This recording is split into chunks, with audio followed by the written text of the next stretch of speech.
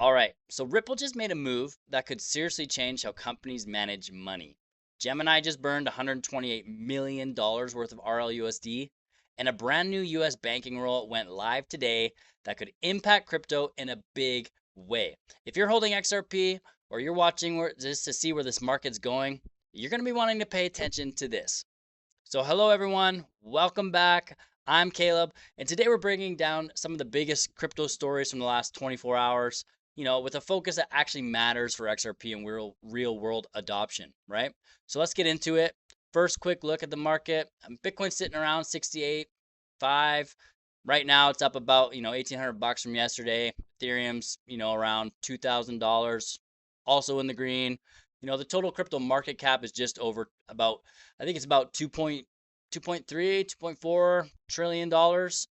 And this matters because when Bitcoin starts to stabilize like this, it usually gives altcoins, especially something like XRP. Well, XRP is more of like a blue chip coin, but like it gives it room to move based on actual utility instead of just following momentum, right? So now let's start with the biggest story, because honestly, I think most people are underestimating this. Ripple just launched something called Ripple Treasury. And what it does is it allows companies to hold, manage, and move both fiat and digital assets like XRP, RLUSD, all inside one dashboard. So no switching between platforms, no extra logins, no complicated integrations, right? So the easiest way to think about this is it's kind of like it's like upgrading a company's bank account, so it can handle it can natively handle crypto. Yeah, and this is a big deal because it puts XRP and RLUSD into corporate cash flow systems. That's that's real infrastructure, right? That's how adoption actually happens. So it's not through the hype train of crypto, what maybe you're used to or heard before. It's not a meme coin. It's not all these other avenues, because that's what most people think about crypto, right? The average person doesn't know what crypto is all about. They don't really know that it's solving real world problems. I know you guys do because you're paying attention, but like go talk to your grandma, depending how old you are. Your grandma might be a little too old for it, but like go talk to some of your friends, go talk to your boss, go talk to your coworkers or your cousins, your aunts, your uncles, right? Say, hey, what do you know about crypto? Oh, I've heard about Bitcoin, or maybe they know about XRP. It's getting a lot of attention these days for good reason, but like they don't know. They don't know what this new infrastructure is all about and the real world problems that, distributed ledger technologies are solving, right? So it's building tools businesses can use every day. So right after that, we saw another major move. Gemini, right? They burned 128 million RLUSD on the XRP ledger, bringing the total supply down to around 189 million. And just to keep it simple, like burning tokens means that they're permanently removed from circulation. So why does that matter? It tightens supply, it shows active management of the stablecoin, and more importantly, it proves that, real world institutional activity is happening, right? It's happening on the XRPL, right? So it's not a theory anymore. It's not like, oh, one day this is going to happen, blah, blah, blah, blah, blah, right? We've heard that for a long time. Like, this is actually actual capital, moving through the ecosystem. It's amazing. It's an amazing time to be alive, right? Like we're seeing the evolution of this space in real time. It's so cool. And if you grasp really what it means, it's the fourth industrial revolution of our financial system, right? So now at the same time, like we do also have this regulatory shift happening that could, fly under the radar for a lot of people.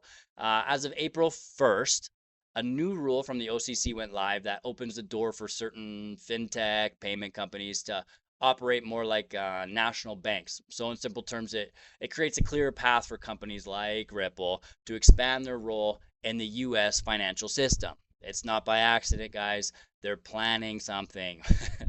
And so that kind of clarity is exactly what institutions have been waiting for. right? The institutions have been buying it, but the institutions need all this clarity so that they have a fiduciary responsibility, a big word for just meaning they have responsibility to their clientele, right? And they can't just invest in things that don't have, legal framework around it. So this is how crypto starts transitioning from something speculative into something foundational. And then on top of that, Ripple also announced a new partnership with Convera to support cross-border payments using RLUSD. So instead of like waiting for like traditional wires to happen, like companies can settle transactions much faster using stable coins on the XRP ledger, right? Like if you're using the Swift system, right, to send money, it's going to take 5 business days. I think it's something like 2% of all Swift transactions get lost just from human error. Like the banking system and the cheapest way to send money, if you're gonna send like $10 million to Japan, the cheapest and fastest way to do it is to pack all that money into a suitcase and fly your booty over there. The financial system is so outdated, it's ridiculous. It needs an upgrade. The banks know it, the institutions know it, governments know it, and I hope you guys know it too, right? So make sure your friends, your family, everybody knows what's going on so they're not ignorant to this change, right? The average person might not, realize when everything switches, but it's happening. And even Brad Garlinghouse said, everybody been waiting for this flip of the switch system, right? He's like, it's not going to be a flip of the switch system, but there's like 1,000 switches and they're all being flipped. So eventually, yeah, it's like almost the straw that broke the camel's back, and then boom, here you go, right? So if you want to call that the flipping of a switch, sure, but it's all these little things that compound over time that's actually making the difference, right? Lower cost, faster speed, fees, sending money, fewer intermediaries. It's a win-win for everybody because it's like you're sending money. Banks can send money in a few seconds for fractions of pennies, opposed to spending 6% and taking 5 days. So, if this is what real world usage looks like, it's not just potential, it's actual implementation, and they're doing it, guys, and they're setting up to do it. And one more thing, like that's more long term, but still important. There's been discussion from the XRPL validators and researchers that like XRP ledger may actually be more adaptable when it comes to future quantum resistant upgrades, over opposed to even Bitcoin, right? So now you don't need to like go deep into the tech here. It's very technical. But like the simple idea is that if quantum computing ever became a real threat to current encryption, the XRPL may be able to just adjust more smoothly, right? Because technology keeps increasing, and with AI, things keep increasing faster and faster and faster and faster. It's hard to even keep up with your phone, right? You get an update and you're like, you know, if you're used to it, you're used to it. But like if you're trying to help your grandma, it's a little harder because it's like you're right. These things do change all the time, and you have to be aware of it all the time, right? So in cybersecurity, XRP and the XRPL, it's setting itself up. It's setting itself up so that in the future, these types of hurdles won't be something that will have to be a huge thing to get over. So if we zoom out on XRP itself, like right now, XRP is trading around a buck 35. It's been consolidating pretty much a tight range between a dollar. I think the low was a buck 10 and it went to $1.60, and it's kind of been hanging out around $1.30, right? Could we go lower from here? We might, but we'll see. There's nothing explosive happening yet. We're kind of waiting. We're all in this waiting game right now. We've been steady downward pressure for a long time.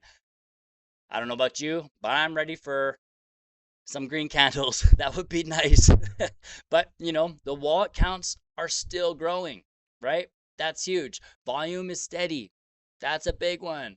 And we're seeing consistent activity across the ecosystem, right? So like typically that combination starts building a foundation, before larger moves happen. And XRP has been doing this and Ripple's been doing this for a very, very long time. And if you've been in this space for a while, You feel like it's too long.